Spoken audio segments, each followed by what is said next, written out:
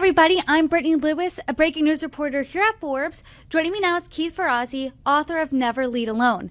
Keith, thank you so much for joining me. Brittany, this is going to be a lot of fun. I've been looking forward to it. It is going to be a lot of fun because I want to talk all about your new book, Never Lead Alone. So first, I want to extend a big congratulations. It just came out, but in the book, you lay out what you describe as a roadmap to having an extraordinary team. So first, I want to talk about the timing of this book because in the past few years, we've really seen this paradigm shift in the workplace from COVID happening and everyone was forced to work from home to pre-COVID when everyone was in the office. And now some teams are hybrid, some teams are remote, some teams are full-time. So talk to us about where we are right now and why it was important for you to write this now. Well, this book is after 20 years of research. Since 2000, I have been coaching high-performing teams. And in the last 10 years, I doubled down on my research associated with teams that are in what one would call the disruptive sector, those fast growth unicorns, etc. But interestingly enough, you mentioned virtual work. In 2010, I did a 5-year research project, or what are the new rules, particularly what are the new people rules in a virtual world. All of that information is in this book. And what I want to really awaken people to, what's most important, is that I think we've over-indexed on leadership. I know that's heretical to say. We're focusing so much on the role of the leader. We've forgotten what the role of the team is. We need to focus on teamship. And to that, I'll give you a quick for instance. It's one thing, leaders have to give feedback. We know that that's tough to do, and getting leaders to give good feedback is rare. However, we've got to get the team to give each other feedback. Leaders have to hold the team accountable. The team has to hold each other accountable. The team has to lift each other's energy up. So this is a roadmap for what should we expect from the team to do. And I loved this roadmap because it talks a lot about things that are really important in a team. You talk about that candor. You talk about making sure that everyone's voices are heard. I guess my question to you on that point is let's say you aren't the leader on your team. Let's say you're entry level, mid-level. How do you make sure your voice is heard and assert your opinion without feeling like, hey, am I stepping on anyone's toes here? That's a great question. So a couple of thoughts. First of all, the way the book is structured, we believe that there are 10 critical shifts. After 24 years of research, we have seen 10 critical shifts that a team needs to go through. Each of those shifts is a chapter. Each chapter has a hero story of an individual that we would admire, like Tarang, the CEO of Elf Beauty, etc.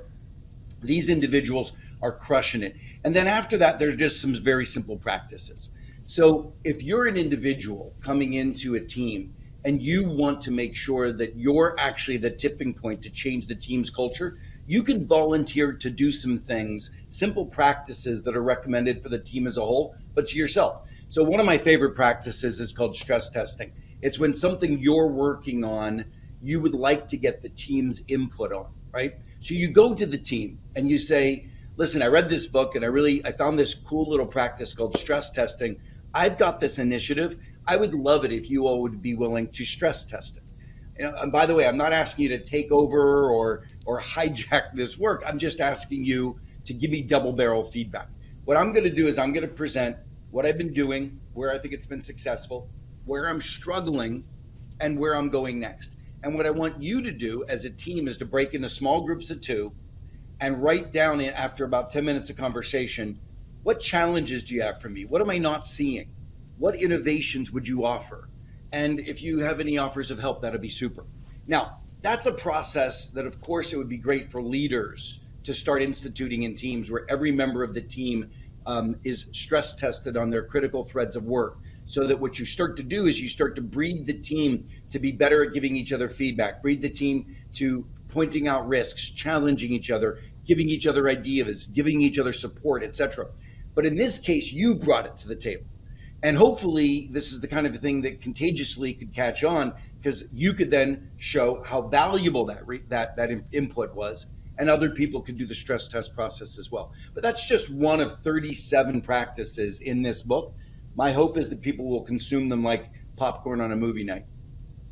Well, before we get into more of them, I want to talk about you a little bit because in the book, you describe your background. You're from Pennsylvania, just like me, a blue collar Oh wow. family. Oh, you're from Philly though, right? Yes, right outside of Philly, Bucks County. But so opposite sides of the state, but still Keystone State. I'm sure you're Steelers. I'm Eagles, but but you go from a blue collar upbringing, you go to Yale, and then you eventually go to the C-suite. So when was the moment for you where it clicked, hey, this is how I build a successful team. This is going from leadership to teamship. What did that look like? What a super question. Thank you. So I wrote a book 20 years ago called Never Eat Alone. And that book has global success. And it's really all about how you as an individual need to build your authentic relationships to open doors, create possibility for yourself in your career, etc. But at the core of it, it's all about how relationships work and the criticality of authenticity, the criticality of mutual support and generosity. This idea that as individuals, we reach out into the world, we create an environment around ourselves through being generous to others, being authentic, opening ourselves up, etc. Well, I started researching relationships, and then along the way, I found that the closest, most intimate relationships we have, the two or three of them, I call them co-elevating relationships, relationships that lift us up and that we lift each other up. Those relationships are fundamentally defining for our success. And that became the instigation for me to realize that so few teams were that. So few teams were truly at that co-elevating standard. And so in my work coaching, I really navigated very much toward high-performing teams and giving them an inoculation of what I found at the time they really needed. They needed real butt-kicking accountability with each other. They needed high degrees of candor, but they needed that out of care, out of commitment to a mission, but commitment to each other. And little by little, over the last 24 years, I have grown a methodology that is now used in the turnaround of some of the most successful, well-known corporations in the world, even governments. We're using this in governments right now to really try to get to an entirely different level of performance. As anyone who's ever been on a team knows, building a successful team is all about those relationships. And you point out in the book that it's harder where relationship building's a little different than it was pre-COVID, because before you would walk to the water cooler, you would see a coworker, maybe a colleague, you're not on the same team, and that's how you meet. You have a conversation, you have a shared interest, you build a relationship that way. Now it seems to be more strategic. You have to go out of your way a little bit more because of this hybrid, possibly remote setup. So talk to us about how to build a relationship now, not out of happenstance. Oh, that's fantastic. There's an entire chapter called Purposeful Bond Building versus not serendipitous. So you're right. Prior to the pandemic, we were bumping into each other in hallways, coffee rooms, etc. And during the pandemic, many CEOs felt that that was lost. And as a result, they wanted to drag people back to the office. I'm not here to argue policies of how many days in the office, etc. But what I can say is that many leaders decided, and this is what we've done, we have observed some of the highest performing teams, we watch their practices, we extract their practices, and then we make sure that statistically significant they work in other companies, and then when that happens, they become a high return practice. What we realized was the companies that practice things like energy check, once a month, everybody in the team goes around and says, what's really right now draining your energy? And by doing that, and by having a social contract that the team says we have each other's back, when somebody is lacking energy, we're going to be of support to that person. If it's personal because something's going on with the kids, or if it's professional because of struggling on a particular project, that energy check becomes a very important safety net. Companies and teams that practice these regular energy checks statistically have a higher relationship score than what we did prior to the pandemic, using serendipity alone, bumping into each other accidentally in hallways. So regular purposeful energy checks is one of the practices, and that's one of the practices in one of the chapters. But as I said, there's a ton of them for you to try on. the energy checks, anything from a sweet and sour, then a personal professional check-in, and to an intimacy dinner. And this really, you talk about professional as well as personal check-ins. So how do you get someone to open up about their personal life? Because as a colleague, you might think someone is, answering an email a little short. They're a little curt when they're talking with you, but really they have something going on at home. Maybe their mom is sick or something like that. So how do you dive deeper and get personal with people in the workplace? I feel that during the pandemic, we broke through that wall pretty seriously.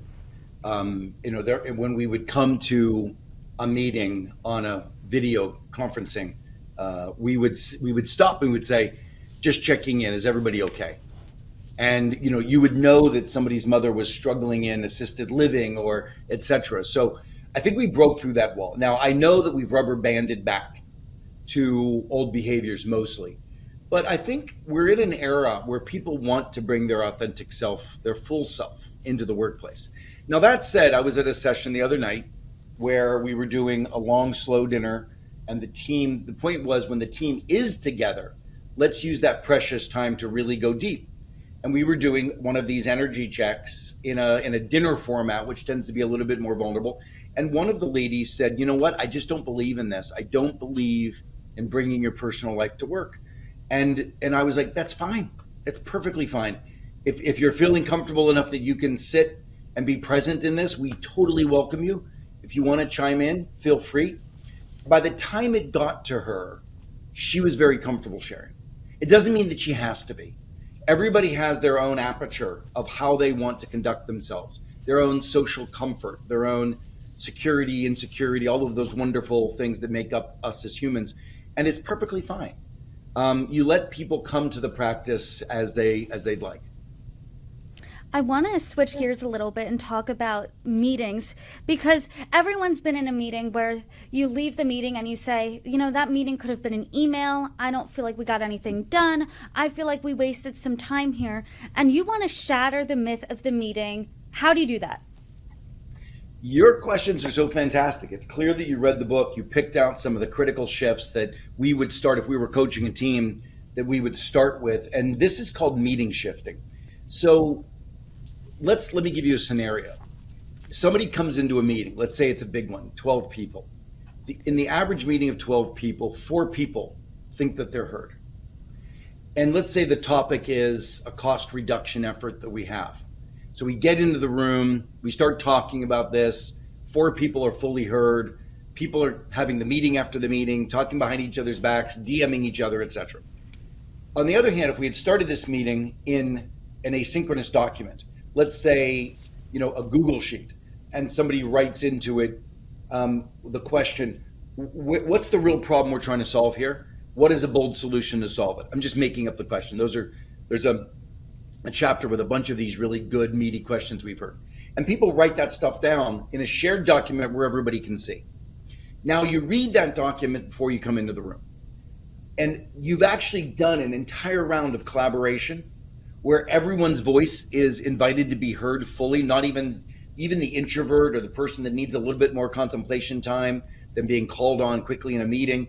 And now you can land the plane in one meeting. You can actually get to the decision making in one meeting. So you've taken the cycle time of collaboration, which is like many meetings, and it's not even that thorough because people are back channeling, and you've moved it to a transparent, healthy, one type cycle. Now, this is the kind of thing we see all the time, and it's time to re-engineer work is the real issue. And you had a case study in the book where one company actually keeps a running tab of, hey, how much does this meeting cost? Because time is money when it comes to meetings.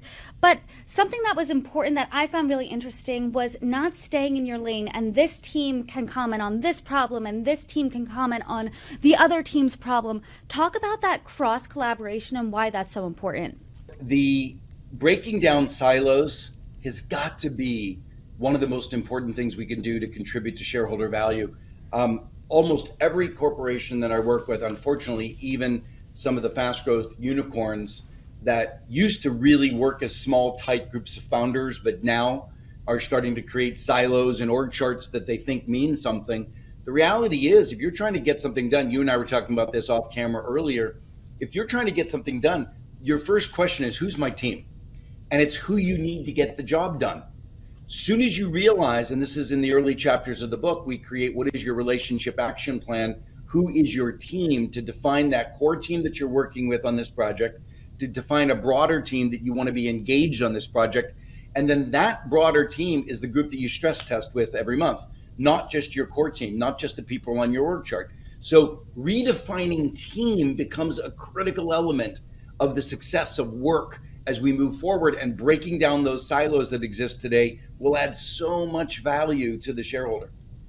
And breaking down the silos of criticism in private. Instead, you're bringing your critiques to the public forum. What is your advice to people that feel like that's a struggle for them to come forward into a meeting and critique someone publicly? And how do you do that in a way that's effective and not maybe detrimental to the relationship of the team? Yeah.